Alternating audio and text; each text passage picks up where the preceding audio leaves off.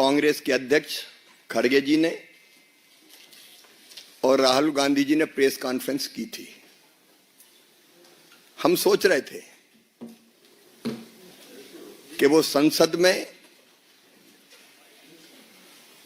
उनके द्वारा किए गए कुकृत्य की, पाप की क्षमा मांगेंगे, लेकिन उन्होंने क्षमा नहीं मांगी। मुझे तो समझ में नहीं आया कि उन्होंने प्रेस की क्यों। उस प्रेस से भी उनका अहंकार झलक रहा था। आज मेरा मन भारी है, व्यथित है, पीड़ा से भरा हुआ है। मैं 1 दर्जन बार या तो लोकसभा का या विधानसभा का सदस्य रहा हूं। मैंने विधानसभा में भी और संसद में भी, चाहे माननीय सांसदगण हो या विधायकगण हो, उनके आचरण को देखा है, उनके व्यवहार को देखा है। लेकिन आज जो कुछ संसद में हुआ, उसकी कल्पना भी नहीं की जा सकती। अशालीन, अशोभनीय, उदंड और गुंडागर्दी से भरा व्यवहार, जिसकी सभ्य समाज कल्पना नहीं कर सकता। मित्रों, सांसद या किसी दल के सांसदों को यह अधिकार है कि वो किसी बात पर विरोध प्रकटीकरण करें। कांग्रेस भी कई दिनों से विरोध प्रकट कर रही थी। मकर द्वार पर उनके सांसद इकट्ठा होते थे,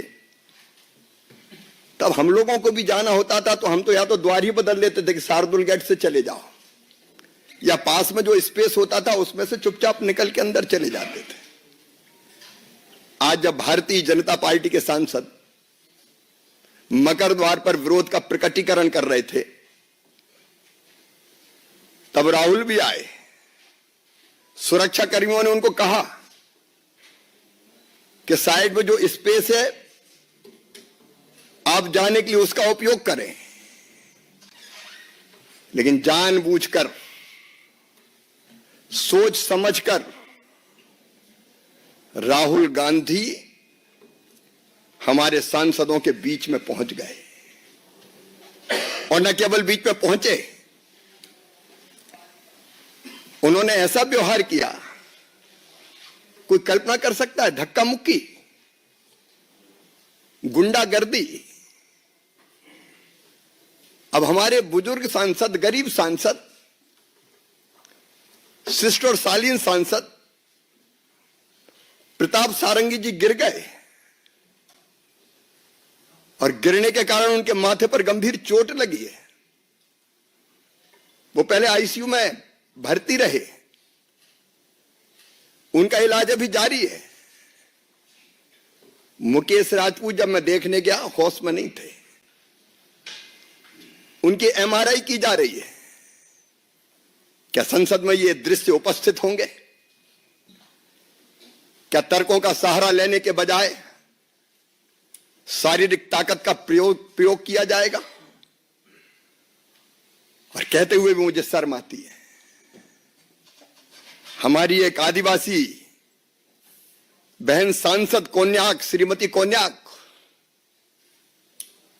उन्होंने जो कुछ कहा है,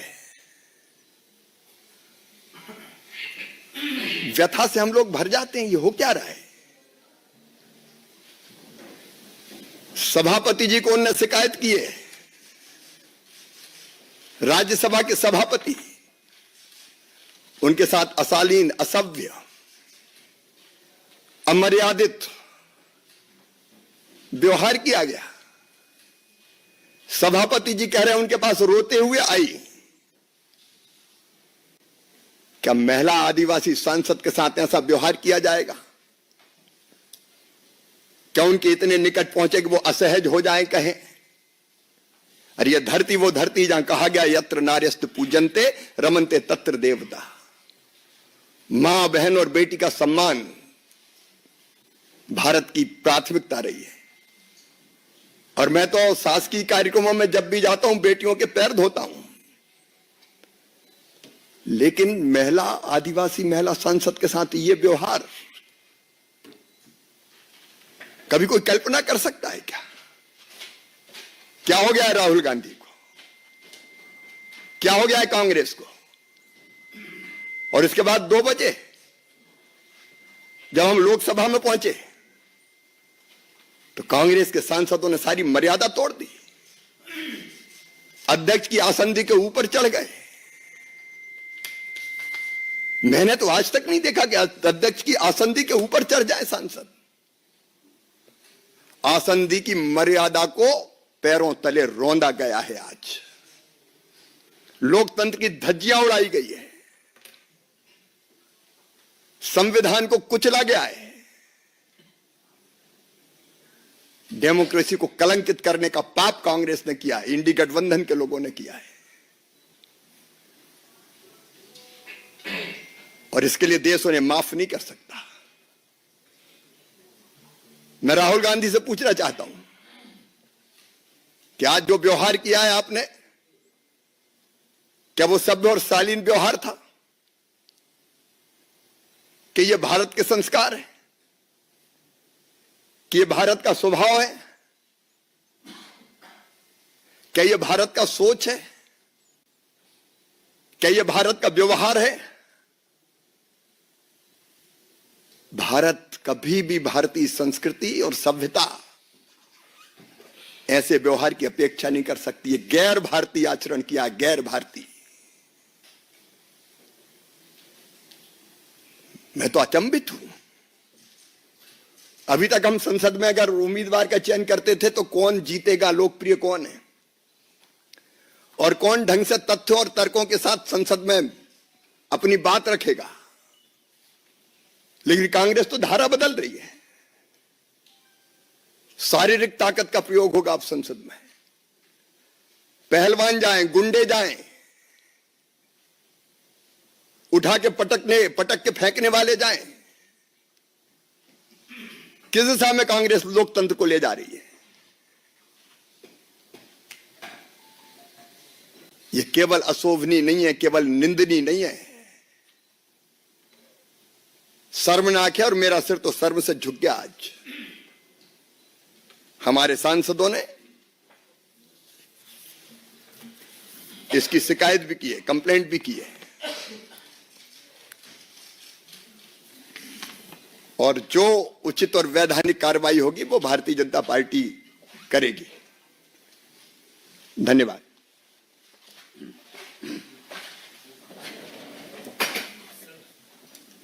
हाँ, देवेंद्र जी।